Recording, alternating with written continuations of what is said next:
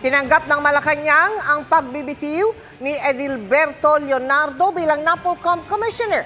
Sa gitna yan ng pagdawit sa kanya ni retired Police Colonel Royina Garma sa madugong Duterte drug war. Pagkanta ni Garma sa Quadcom ng Kamara, si Leonardo ang namakala ng reward system sa mga pulis na makakapatay ng drug suspect alinsunod sa utos ni dating Pangulong Rodrigo Duterte. Sabi ng Quadcom, may mga indikasyon na raw na magsasalita na si Leonardo kaugnay rito.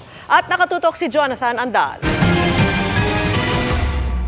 I received a call from the President. Sa pagdinig ng Quadcom noong Biyernes ng gabi, itinuro ni retired Police Colonel Royina Garma ang kanyang dating boss na si dating Pangulong Rodrigo Duterte na siyang nasa likod ng reward system sa war on drugs. Si Duterte raw mismo ang nagpatulong kay Garma sa pulis na gusto niyang humawak ng war on drugs na katulad ng meron ang Davao City. He requested that I will locate a PNP officer or operative who is a member of the Iglesia ni Cristo, indicating that he needed someone capable of implementing the war on drugs on a national level, replicating the Davao model. Nirekomenda raw ni Garma ang upperclassman niya sa PNP Academy na si Edilberto Leonardo na naka-assign sa CIDG. Sa diagram ni Garma, si Leonardo ang nagplano ng drug war sa Luzon, Visayas at Mindanao. Ayon sa Quadcom, may senyales na magsasalita na rin si Leonardo na nasa kustudiya ngayon ng Kamara matapos makontempt sa Quadcom hearing. There is an indication na magsasabi na siya. Sa aming initial na pag-uusap, because talagang he asked that we talk to him, no?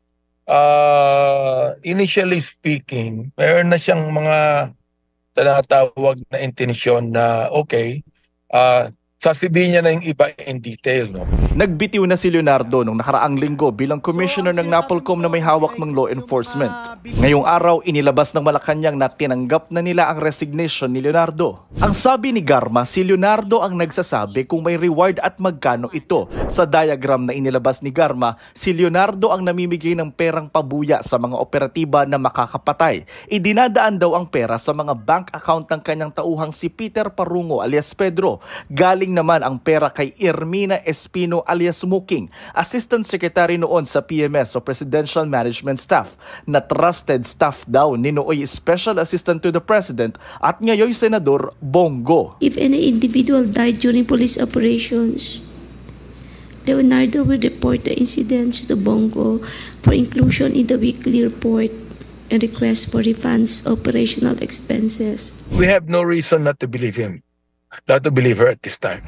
Suportado naman ng palasyo ang paghain ng criminal at administrative charges laban kay Leonardo. Sabi ng Executive Secretary Lucas Bersamin, ipauubaya nila ito sa Department of Justice. Ang mga kaanak ng biktima ng EJK gusto raw gawing testigo si Garma sa ICC o International Criminal Court para idiin si Duterte sa crimes against humanity. Crucial si Royina Garma dito sa pagkoconnect the dots, kumbaga. Isa siya sa mga missing pieces of the puzzle sa pagkakaintindihan namin sa war on drugs. Paano ba inutos? Paano isinagawa? Pinag-aaralan namin kung paano nga ba makakwalify itong testimonya at si mismong Royina Garma as an insider witness dito sa ICC investigation. Sabi ng Malacanang, hindi babalik ang Pilipinas sa pagiging miyembro ng ICC. Hindi raw magbabago ang isip ng Pangulo. Ang DOJ maghihintay daw sa committee report ng Kamara o kung may maghahain ng reklamo para makapag-imbestiga. Kaya ang Quadcom maglalabas na ng partial committee report sa susunod na linggo. If that is a necessary requirement, then gagawa kami ng partial committee report para magkaroon din ng basihan to pursue the case build-up at saka yung preliminary investigation sa mga witnesses. Para sa GMA Integrated News, Jonathan Andal, nakatutok 24 oras.